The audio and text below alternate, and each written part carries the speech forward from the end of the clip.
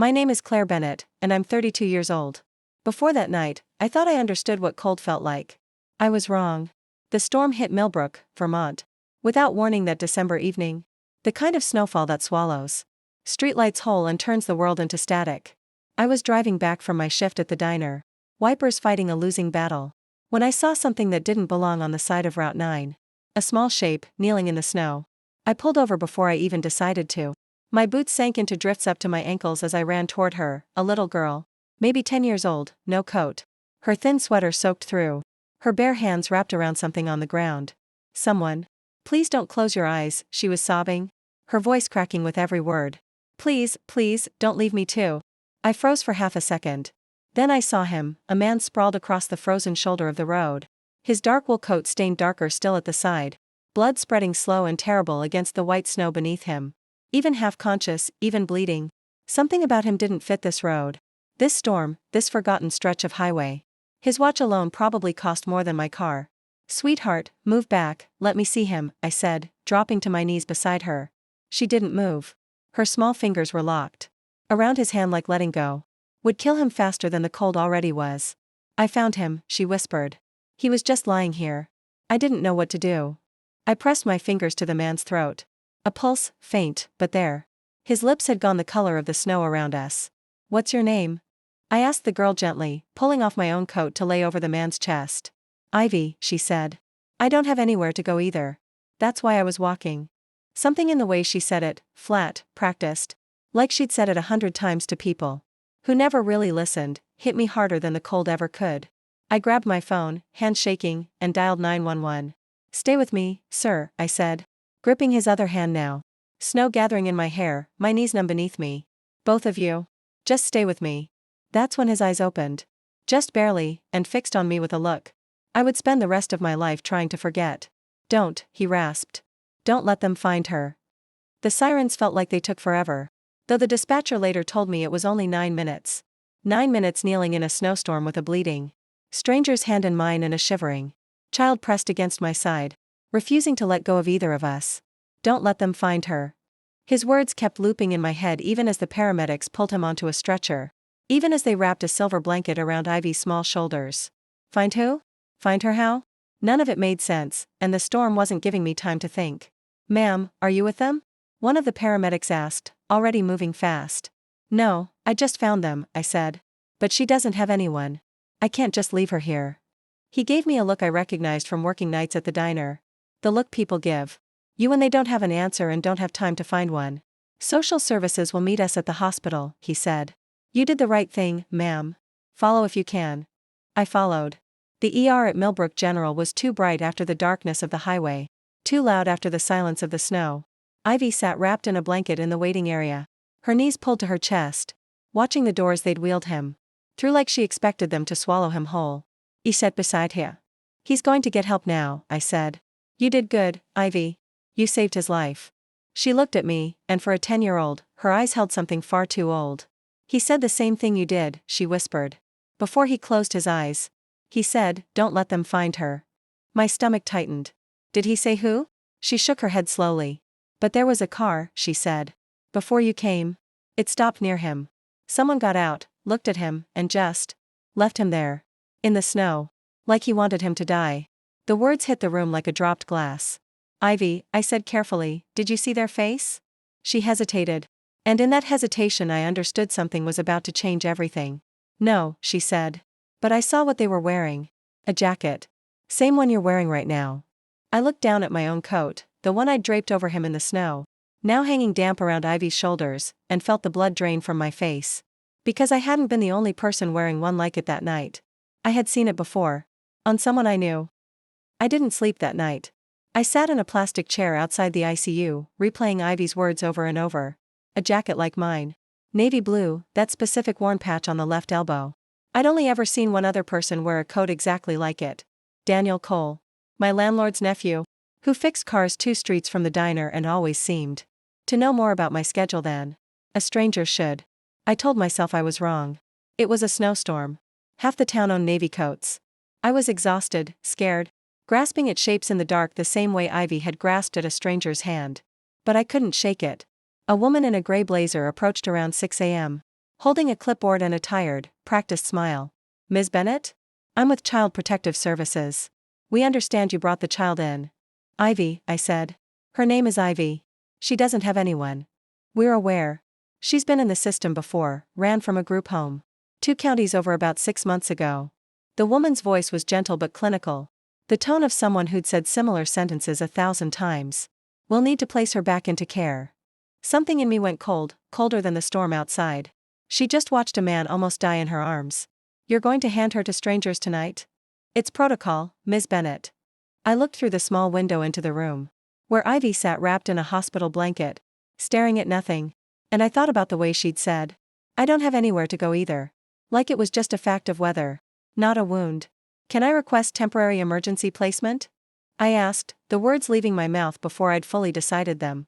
I'm a certified foster applicant. I started the process 2 years ago, after my sister passed. I never finished it, but the file exists. The woman studied me for a long moment, then something behind her eyes shifted. I'll make some calls, she said. While I waited, a nurse stepped out of the ICU doors, pulling off her gloves. Family for Mr. Whitlock? She asked the room. I stood. I found him. I'm not family, but... He's asking for the woman who found him, she said. And he keeps saying one name. Says it's urgent. She glanced at her chart. Does Renner mean anything to you? I felt the floor tilt slightly beneath me. Renner was my landlord's last name. Daniel Cole's uncle. The ICU room smelled like antiseptic and something colder underneath it, fear. Maybe, or the particular silence that follows a man who almost didn't survive the night. Mr. Whitlock lay propped against pillows, and 4 taped to his hand, a bandage wrapped tight around his ribs. His eyes found me the second I stepped inside, sharp despite the machines beeping around him. You're the one who found me, he said. His voice was rough, but steady now. And the girl? Is she? She's safe. For now, I said, pulling the door mostly shut behind me. You said a name. Renner. Something flickered across his face, recognition, then caution. The look of a man deciding how much a stranger deserved to know. Marcus Renner, he said finally. He manages properties on the east side of town. We had a deal, a land contract for the old mill site. I backed out 3 weeks ago. When I found out what he actually planned to build there. Cheap housing that wouldn't survive its first winter. I told him I was reporting it to the county. My chest tightened. Renner is my landlord. His eyes sharpened further. Then you need to be careful who you trust right now. There's a nephew, I said slowly. Daniel. He drives a tow truck, fixes cars near the diner. He wears a coat exactly like the one the girl described seeing. Near you before I found you. Whitlock went very still. Daniel Cole, he repeated quietly, like he was fitting a puzzle piece into place he didn't want to see completed. He's done small jobs for Renner before. Deliveries. Things. That didn't need paperwork. The door creaked. A nurse's aide stepped halfway in, apologized, and stepped back out, but not before I caught something in her hesitation. The way her eyes lingered a beat too long on Whitlock's chart before she left. Someone tried to make sure I didn't survive this. Whitlock said, lowering his voice further. And whoever it was knew exactly where I'd be that night. That road isn't on any map most people use. Meaning someone told them your route. Meaning someone I trusted did. My phone buzzed in my pocket. A text from an unknown number, no name attached. 3 words that made my blood freeze in my veins. Leave the girl. I looked up at Whitlock, my hands trembling. They know where she is. His expression hardened into something I hadn't seen from him yet, not fear, but resolve. Then we're done waiting to find out who did this, he said. We find them first. I didn't tell Ivy about the text. Not yet. She was curled up in a chair in the family waiting room. A social worker named Patricia, sitting beside her with a folder of forms. Neither of them seemed in a hurry to fill out. When Ivy saw me, she sat up straighter. Is he okay? She asked. He's awake, I said, crouching in front of her. He wants to thank you himself, when you're ready. She nodded slowly, but her eyes drifted to the hallway behind me. That same watchful stillness I'd seen in her from the very first moment in the snow. Someone was in the parking lot, she said quietly. A man. He was just sitting in his car, watching the doors. He didn't come in. My stomach dropped. What did he look like? I couldn't see good. But he had on the same jacket. Her voice was small but certain. Navy. With the patch. I stood, my pulse hammering, and glanced toward the sliding glass doors at the end of the corridor. Patricia noticed my face change. Ms. Bennett, is something wrong? I need to make a call, I said, already walking. I found a quiet corner near the vending machines and dialed. The one number. I still had saved from 2 years ago. Back when I'd first started the foster application, Sergeant Alvarez, Millbrook PD, a woman who'd once told me she'd rather take an inconvenient call than miss a real one. She listened without interrupting as I told her everything. The storm. The land deal Whitlock had walked away from. Daniel's coat. The text. Read me the message again, she said, her voice sharpening. Asterisk leave the girl, asterisk that's it. No name. Don't respond. Don't leave the hospital with her alone. A pause, papers shuffling on her end. Bennett, I want you to think carefully. Has Daniel Cole ever been inside your apartment? Does he know your schedule, your routes home? He fixed my car once. Renner sent him. My mouth went dry as the pieces clicked together in an order I didn't want them to. He'd know exactly which road I take home from my shift. Then he'd know which road Whitlock's driver would have used too. If someone tipped him off about the route change, Alvarez said grimly. I'm sending a unit to the hospital now. Stay inside, stay visible, stay with people. I hung up and turned back toward the waiting room, and froze. Ivy's chair was empty. Patricia stood a few feet away, phone pressed to her ear, looking around the corridor with growing panic. Where's Ivy? I asked, my voice barely above a whisper. She said she needed the bathroom, Patricia said. 5 minutes ago. She hasn't come back. I didn't wait for security. I ran. The hospital corridors blurred past me. Fluorescent lights streaking like something out of a nightmare. My boots skidding on the polished floor. Ivy.